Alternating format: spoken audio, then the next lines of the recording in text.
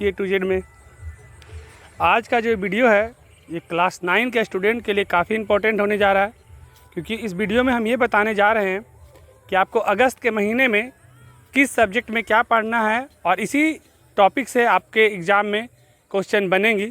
खास करके अगस्त के महीने में आप लोग का अर्धवार्षिक परीक्षा होगा, मतलब हाफ ईयरली एग्ज़ाम होगा, छमाही जिसे आप बोलते हैं। तो काफ़ी इंपॉर्टेंट क्वेश्चन होगा। इससे आपको इतना जान लीजिए कि इस बार शायद 80 और 100 नंबर का एग्ज़ाम होगा, फुल मार्क्स का, जैसे फाइनल एग्ज़ाम में होता है।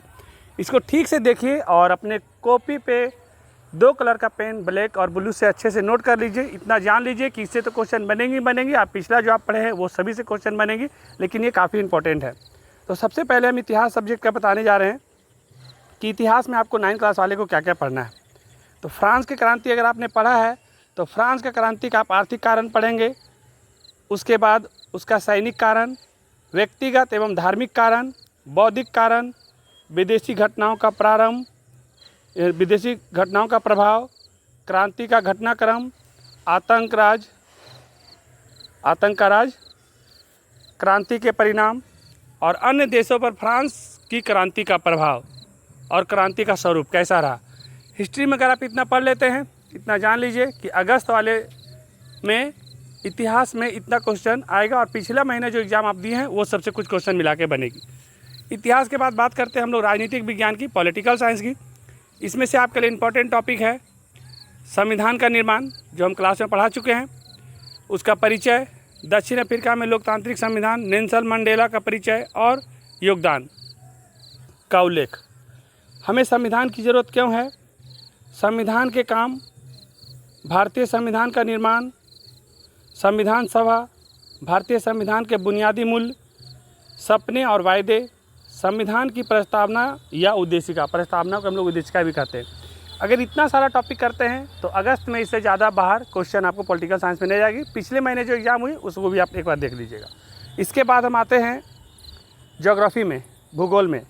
भूगोल में अगर हम देखें तो आपको भारत की प्रमुख नदियाँ अभी हम क्लास में पढ़ा रहे हैं, जैसे यमुना, घाघरा, गंडक, कोसी, नर्मदा, तापी, महानदी, गोदावरी, कृष्णा, कावेरी, जितने भी नदी के बारे में हम आपको बताए हैं ये सब सारा कर लीजिए, इम्पॉर्टेंट है। जलाशय, झील का निर्माण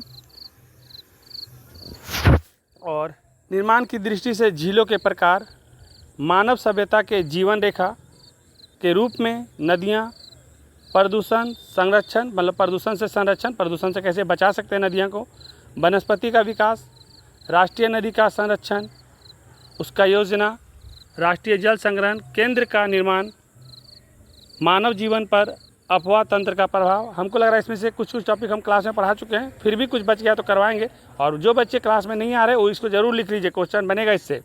इसके बाद हम लोग आते हैं आपदा प्रबंधन में, डिजास्टर मैनेजमेंट।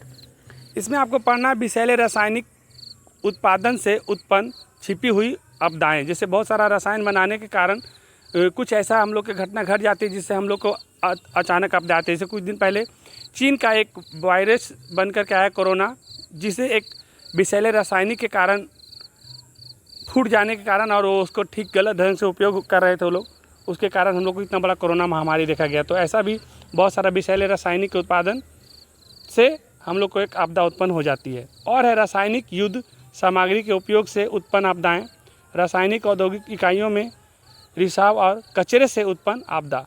ये सब काफ़ी इंपॉर्टेंट है। जो भी टॉपिक में आपको डाउट लगे आप इस कमेंट में जाइए और नीचे में कमेंट में लिखिए कि सर हमको ये टॉपिक में समझ में नहीं आ रहा है, तो हर टॉपिक का वीडियो लाया जाएगा। अभी इसके बाद हम एक वीडियो लाने जा रहे हैं जो काफ़ी स्टूडेंट के लिए इंपॉर्टेंट है, बस कुछ देर के बाद अपलोड करेंगे।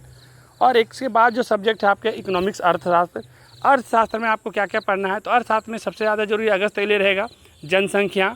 और जब जनसंख्या पढ़ेंगे तो भारत की जनसंख्या भी पढ़ेंगे, बिहार की जनसंख्या और उसके विभिन्न अवयव, बिहार में जनसंख्या वृद्धि दर, जनसंख्या घनत्व, लिंगानुपात, स्त्री और पुरुष का कितना अनुपात है, बिहार की साक्षरता, ग्रामीण और शहर का जनसंख्या, बिहार में जनसंख्या वृद्धि के कारण और राष्ट्रीय जनसंख्या नीति 2000।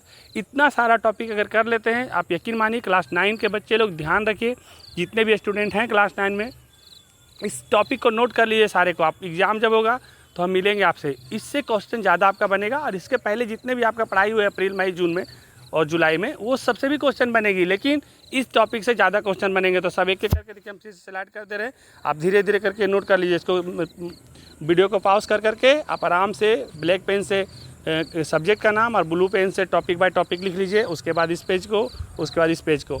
इस वीडियो को हम यहीं समाप्त करते हैं। इसके बाद हम 1-2 इंपॉर्टेंट वीडियो ला रहे हैं, वो सभी क्लास के बच्चे के लिए रहेगा। धन्यवाद।